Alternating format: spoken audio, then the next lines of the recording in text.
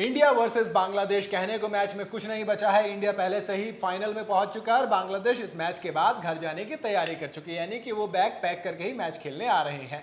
लेकिन इस मैच में एक बड़ी चीज आ गई है। बड़ी चीज ये है कि खबर है कि भैया इस मैच में 3 बड़े खिलाड़ियों को आराम दिया जाएगा। जी हां, जसप्रीत बुमराह, मोहम्मद सिराज और वाइस कैप्टन हार्दिक पांड्या, तीनों को इस मैच में बिठाया जाएगा। इनकी जगह खेलेगा कौन? प्रसिद्ध कृष्णा, मोहम्मद शमी और शार्दुल ठाकुर। इन तीनों की बात करेंगे कि क्या वाकई में सिर्फ इन 3 को ही मौका देना बनता था, क्या बाकियों का क्या होगा और किस हद तक ये सही है, ये एक्सपेरिमेंट किस हद तक सही है वर्ल्ड कप से पहले। मेरे साथ है फारूक, मैं हूं असद। चलिए बात करते हैं। फारूक, क्या लगता है कितना सही कितना गलत? मैं ये कहूंगा कि चेंजेस तो सही हैं, लेकिन जब सबको मौका दिया जा रहा था तो एक बार स्काई को भी ट्राई कर लेते। बिल्कुल, स्काई को ट्राई करना एक बार बनता था, सूर्य कुमार यादव को भी आप मौका दे किसकी देते। जगह? आप किसकी जगह पर आप किस मैं तो ये कहूंगा इस मैच के लिए आप प्रसिद्ध कृष्णा को बस यूं ही खिला रहे हो, ये बात हमें ही पता है। आप प्रसिद्ध कृष्णा को इस मैच में खिला रहे हो सिराज को बिठा करके, तो जैसे जब आप सिराज को बिठा सकते हो, जब आप बुमराह को बिठा सकते हो, तो आप किसी को भी बिठा सकते पांड्या हो। वाइस कैप्टन है आपके। आप हार्दिक पांड्या को बिठा सकते हो। मतलब इस चेंज से मुझे एज सच कोई प्रॉब्लम नहीं है।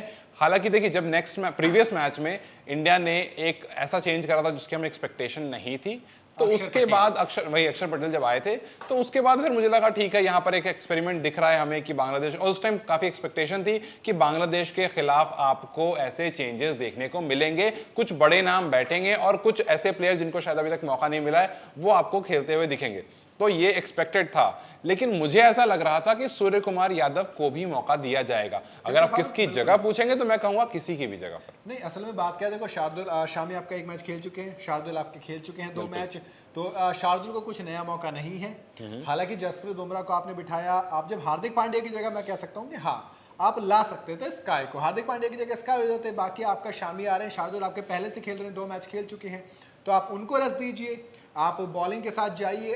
कई सारे ऑप्शंस आप एक्सप्लोर कर सकते थे, कई तरीके के चेंजेस आप कर सकते थे। हालांकि मैं 3 बॉलर्स की बात करूं तो प्रसिद्ध कृष्णा के साथ ये है कि इंडिया वर्ल्ड कप की प्रिपरेशन कर रही है कि भैया आप शार्दुल को बिल्कुल एक बैकअप आपका एक बैकअप रेडी रहेगा। शार्दुल आपके पास प्रॉपर बैकअप में रहेंगे। हो सकता है कुछ मैच भी खेलें, हो सकता है शामी को फिर से बिठाया जाए, तो उसमें मुझे कोई वो नहीं लग रहा। लेकिन शामी और शार्दुल एक साथ खेल रहे हैं क्योंकि जसप्रीत बुमराह आराम कर रहे हैं। तो जैसे जसप्रीत बुमराह बिल्कुल देखो वो फिट रहेंगे तो बिल्कुल वर्ल्ड कप खेलेंगे। ऐसे में कई सारी पोजीशंस दिक्कत में आ जाएंगी। जो ये खिलाड़ी अभी कल के मैच में खेल रहे हैं वो किस हिसाब से खेलेंगे, अगर परफॉर्म करते हैं। प्रसिद्ध कृष्णा ने आयरलैंड के अगेंस्ट अच्छा खेला था, तो क्योंकि रिटर्न था उनका एक लंबी इंजरी के बाद से, तो अगर उस रिटर्न में एक बार फिर से वो अच्छा परफॉर्म कर देते तो फिर कहीं ना कहीं आपके ऊपर दबाव बन जाता है।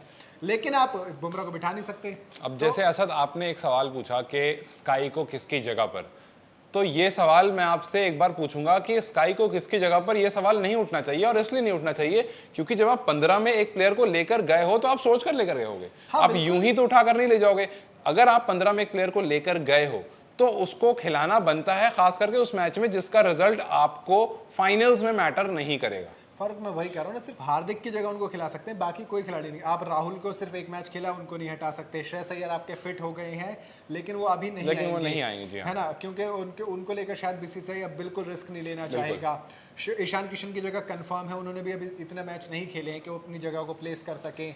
तो लेकिन मतलब देखिए, हार्दिक पांड्या कल वाले मैच में आपने हार्दिक पांड्या को पहले बिठा दिया है। वही तो मैं कह रहा हूं, सिर्फ उनकी तो जगह आपने हार्दिक को बिठा दिया है। नहीं, मैं ये कह रहा हूं कि देखिए, इस मैच के परफॉर्मेंस के बेसिस पर आप किसी को जज नहीं करोगे। हमें अगर प्रसिद्ध कृष्णा बहुत अच्छी बॉलिंग कल कर देते तो ऐसा थोड़ी है कि आप नेक्स्ट मैच में बुमराह की जगह बिठा सकते थे। नहीं, मुझे नहीं लगता। आप, मुझे लगता है यहाँ पर ईशान किशन को बिठा सकते थे, और वो मैं इसलिए कह रहा हूँ, आपकी राय हो सकता है अलग हो सकती है, मैं इसलिए कह रहा हूँ बिकॉज ईशान ऑलरेडी परफॉर्म कर चुके हैं।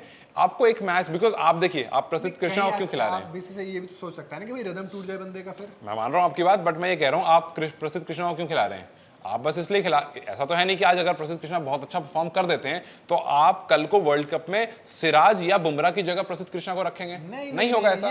ये बात हमें बहुत अच्छे से पता है। तो हमें ये पता है कि आज के मैच में आप जो कुछ प्लेयर्स को खिला रहे हो वो एक प्रॉपर एक्सपेरिमेंटल है, और वो इसलिए है क्योंकि कल को अगर गॉड फॉरबिड कुछ ऐसा हो जाता है, इंजरी या कुछ ऐसा कंसर्न हो जाता है, आपको एक बॉलर को रिप्लेस करना पड़ता है, तो आपके पास एक बैकअप बॉलर रेडी रहे, इसलिए आप कल का मैच खिला रहे हो। तो बस मैं वही कह रहा हूं कि उसी माइंडसेट से आप एक बार सूर्य कुमार को भी खिलाकर देख लेते, आपको पता चल जाता कि 50 ओवर का माइंडसेट सूर्य कुमार का कैसा होता है, वो किस तरह से परफॉर्म करते हैं। अब आप बिठाने की बात कहो तो मैं फिर से कहूंगा कि आप जब आप बुमराह को बिठा सकते हो तो आप किसी को भी बिठा सकते हो। मतलब मैं लेकिन बैकअप वाली बात से मैं सीधी बात कहूं तो आप ये कह रहे हैं कहीं ना कहीं ये 3 हमारे पास बैकअप हैं। जी हाँ बिल्कुल। तो हमारे सिराज कंफर्म है, बुमराह कंफर्म है, शामी को बैकअप के तौर पर वर्ल्ड कप के लिए कहीं ना कहीं इस्तेमाल करना मैं इस BCCI बात को कितना बड़ा झटका जी हाँ लग मैं वही सकता कह रहा हूँ, मैंने कभी भी शामी को एज अ बैकअप नहीं हाँ, माना है। मैंने वही तो हमेशा ये BCCI कहा है, कितना बड़ा जी सेटअप हाँ हो मैंने सकता हमेशा ये कहा है कि शामी जो है उनको आपको एज अ प्रीमियम, आपको पता है वो एक प्रीमियम फास्ट बॉलर है, आपको उनकी लास्ट आईसीसी वर्ल्ड कप के वो 4 मैच में 14 विकेट वाली आपको पूरे मैचेस याद करने चाहिए, आपको हैट्रिक याद करनी चाहिए। इंग्लैंड के खिलाफ 5 विकेट लिए थे 2015 में, तो आपको ये स्टैट्स याद करने चाहिए। और उससे आपको पता चलेगा कि जब शिखर धवन एक तरफ आईसीसी में आपको आईसीसी टूर्नामेंट्स में स्कोर करते थे, उसी तरह से आपको मोहम्मद शमी अक्सर आईसीसी टूर्नामेंट में विकेट लेकर देते हैं। तो आप जस्ट बिकॉज आपका वो 3 बॉलर का या फिर एक बैटिंग डेप्थ के लिए शार्दुल को खिलाने की वजह से आप शमी को बिठा रहे हैं, जस्ट बिकॉज आप मोहम्मद शमी जैसे प्लेयर को नहीं बिठाना चाहोगे बिकॉज उनके स्टैट्स काफी अच्छे बोलते हैं आईसीसी टूर्नामेंट्स में खास करके। तो मोहम्मद शामी को एज अ बैकअप प्लेयर अभी तक जिस तरह से हमने देखा है वो खिलाना सही नहीं है कि आपका बुमराह नहीं है तो आपने शामी को खिला दिया। इंडिया ने शार्दुल को प्रीमियम बॉलर रखा माना जी है, हाँ। अपना पहली फर्स्ट चॉइस शार्दुल रहे हैं, उसके बुमराह सिराज तो देखो फर्स्ट चॉइस है ही। जी हाँ, बिल्कुल। ऐसे में प्रसिद्ध कृष्णा का एक्सपेरिमेंट है और शार्दुल ठाकुर खेल रहे हैं, तो मैं शार्दुल ठाकुर का ऐसा चेंज नहीं देख रहा हूं। भले नहीं, मुझे लगता है वो अक्षर जो थे वो एक्सपेरिमेंट थे। अक्षर एक्सपेरिमेंट, एक अक्षर एक्सपेरिमेंट है, एक प्रसिद्ध कृष्णा एक्सपेरिमेंट, ये दो एक्सपेरिमेंट है। जी हाँ, एशिया कप में। जी हाँ। और यहाँ पर मोहम्मद शामी वाली जो बात है वो इसलिए बार बार फंस जा रही है क्योंकि शार्दुल जो है वो थोड़ा बैटिंग कर लेते हैं, लेकिन अभी बैटिंग की आपको जरूरत नहीं पड़ी, जब पड़ी वही करके नहीं दी। पूरे एशिया कप में आपने जिस काम के लिए शार्दुल को खिलाया उसकी कुछ खास जरूरत नहीं पड़ी है। अगर आप ये कहेंगे, जी हाँ, और उसमें भी कुछ खास परफॉर्मेंस नहीं आई थी। और अगर आप ये कहेंगे कि शार्दुल विकेट्स भी लगातार ले रहे हैं तो जिस काम से खिलाया वो सिर्फ बैटिंग नहीं था, वो बॉलिंग भी था, तो विकेट्स मोहम्मद शामी भी आपको लेके देंगे और मैं बहुत श्योर हूं कि शार्दुल से बेहतर बॉलिंग करके देंगे। Shardul Wood pick Mohammed Shami. मुझे भी भाई शार्दुल को अगर खुद भी कहा जाएगा तो शायद वो अपने और शामी में शामी को ही चूज करेंगे, दैट्स प्रीटी ऑब्वियस। लेकिन हाँ, अब देखिए, अब जो चेंजेस हो चुका है हम उस बारे में बात करते हैं, बिकॉज जो नहीं हुआ वो तो उसकी डिस्कशन तो हमेशा रहेगी कि शायद इसकी जगह इसको पिक करना था, लेकिन जो हो गया आप उसको कैसे देखते हैं? आता तो इस प्लेइंग 11 कैसे बनती है? देखो आपके पास ऊपर के टॉप 3 फिक्स हैं, बिल्कुल ठीक है, हम राहुल को भी फिक्स मानेंगे नंबर 4 पे। बिल्कुल। नंबर 5 पे चलिए स्काई को रख लेते हैं। जी हाँ, मैं वही कह रहा हूँ कि ईशान को आप एक बार को, मतलब ईशान को बिठाना इसलिए ईशान को बिठाने की जरूरत ही नहीं है। अच्छा, आप दोनों को साथ में रखें, ठीक है, आपके लिए क्या होगा? नंबर 6 पे आप स्काई को रखिए ना, हार्दिक है नहीं आपके पास, ठीक है। रोहित शर्मा, शुभमन गिल, विराट कोहली, केएल राहुल, ठीक है, ईशान किशन, ठीक है, सूर्य कुमार यादव, फाइन, ये हो गए हमारे 6 हो गए टॉप 6। फिर जडेजा 7 पे, ठीक है। अब 7 के बाद जो बचे 4 हैं ये बॉलर्स आ सकते हैं। कुलदीप आ गए आपके 8 पे, और ये आपके आ गए प्रसिद्ध कृष्णा आ गए आपके, ठीक है, मोहम्मद शामी आ गए आपके, Shardul Thakur. Playing 11 proper playing 11 है ये, ठीक है। तो आप तो बेसिकली आप ये कह रहे हैं कि 5 ही बॉलर हमें रखना है।